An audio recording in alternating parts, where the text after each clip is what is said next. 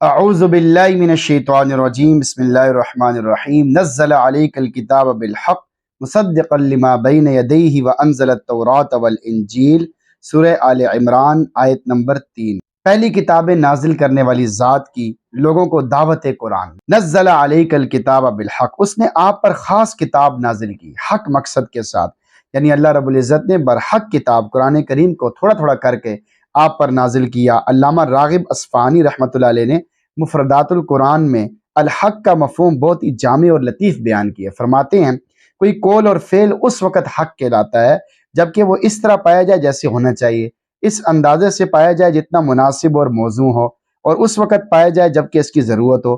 قرآن کریم کو بالحق کی صفت سے متصف کر کے اللہ رب العزت نے اس حقیقت کو واضح فرما دیا کہ قرآن آیا اور ایسی آن بان سے آیا کہ جو اس کی شیان شان تھی، ایسے دلائل و براہین سے مزین ہو کر آیا جن کو عقل سلیم ماننے پر مجبور تھی، اور عین اس وقت آیا جبکہ ہر طرف گھپ اندھیرا ہو چکا تھا، انسانیت ضلالت گمراہی میں بھٹک رہی تھی۔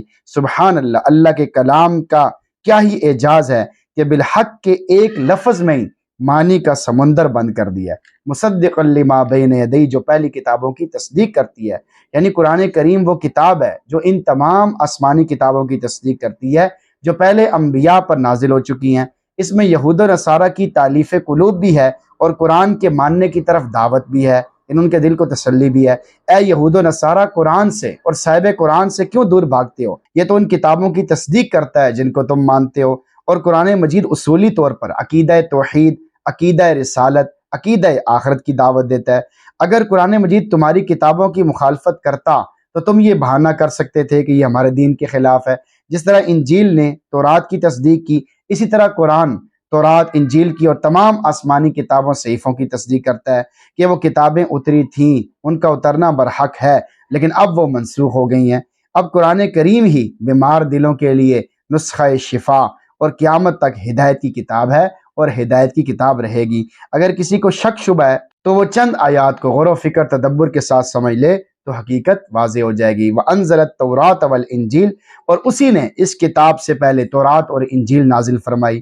یعنی قرآن کریم کے نزول سے تمہیں تعجب نہیں ہونا چاہیے، اس لیے کہ اس سے پہلے تورات اور انجیل بھی نازل ہو چکی ہیں جن کو تم تسلیم کرتے ہو، مانتے ہو۔ جس ذات پاک نے ان دونوں کتابوں کو نازل کیا، اسی نے قرآن مجید نازل فرما دیا اور اسی کتاب پر ایمان لانے کی دعوت بھی دی ہے۔ لہذا تمہیں چاہیے کہ اس کتاب پر ایمان لے آؤ اور اپنے غلط عقیدے کو چھوڑ دو۔ اس کے ساتھ تمام دنیا کے مذاہب کے ماننے والوں کو بھی قرآن ایمان و یقین کی دعوت دے رہا ہے کہ اس طرح اللہ پر یقین لاؤ جس طرح کہ اللہ نے حکم فرمایا ہے۔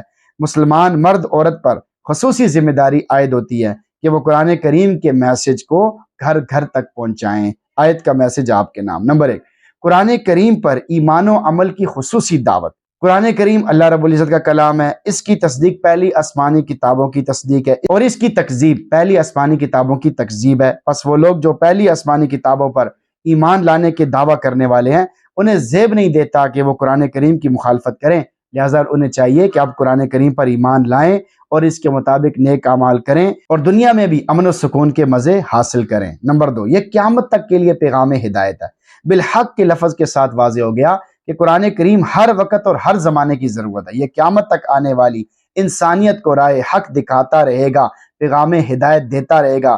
لہذا جو آدمی اپنے لیے سعادت مندیوں کے دروازے کھولنا چاہتا ہے، اسے چاہیے کہ قرآن کریم کی طرف لوٹے، اس کو حرز جان بنائے، اس کی تلاوت کی عادت بنائے، اس کے ساتھ عشق کرے، اس کے مطابق اپنی زندگی کو ڈھالنے کی ہر ممکن کوشش کرے، تو وہ دنیا میں ہی جنت کا مزہ پائے گا، سکون پائے گا، عافیت پائے گا، تنگیوں میں تکلیفوں میں بھی راحت پائے گا۔ اللہ تعالیٰ اس کے دل کو پرسکون کر دیں گے۔ اصل تو سکون ہے۔ اگر بڑے بڑے لوگ بڑا پیسہ کمانے کے بعد، بڑی بڑی گاڑیاں بنگلے حاصل کرنے کے بعد سکون سے خالی ہیں تو پھر کیا فائدہ ہوا؟ بھائی اصل مقصود تو سکون ہے۔ آدمی مال حاصل کرتا ہے، دنیا کی چیزیں حاصل کرتا ہے، دنیا کے لیے اپنی ساری صلاحیتیں لگاتا ہے، مقصود کیا ہے؟ سکون حاصل ہو جائے۔ تو سکون اگر نہیں حاصل ہو رہا تو پھر کیا فائدہ؟ پھر تو کوئی فائدہ نہیں ہوا۔ تو سکون تو صرف اور صرف دین میں ہے، اللہ کو راضی کرنے میں ہے، قرآن پڑھنے میں ہے، قرآن سننے میں ہے، قرآن سمجھنے میں ہے۔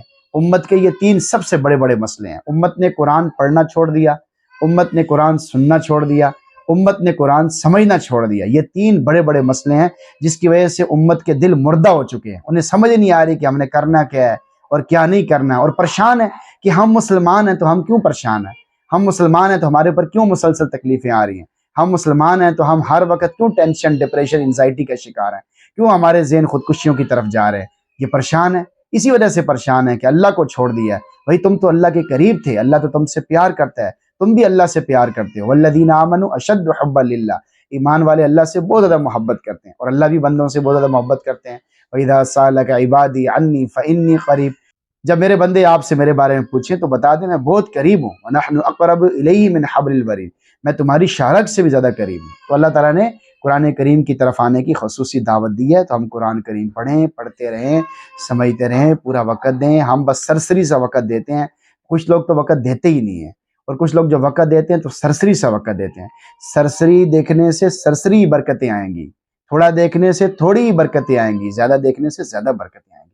اپنی زندگی کا مقصد بنائیں۔ اللہ تعالیٰ نے ہمیں مسلمان بنایا ہے، ایمان عطا فرمایا ہے، ہمیں نسبت عطا فرمائی ہے اپنے نبی سے اور اپنی ذات عالی سے، تو ہم اس کی قدر کر لیں۔ اللہ تعالیٰ ہم سب کو قدر کرنے کی توفیق عطا فرمائے، اور ہم سب کو قرآن پڑھنے، سننے، سمجھنے کا بھی اہتمام نصیب فرمائے۔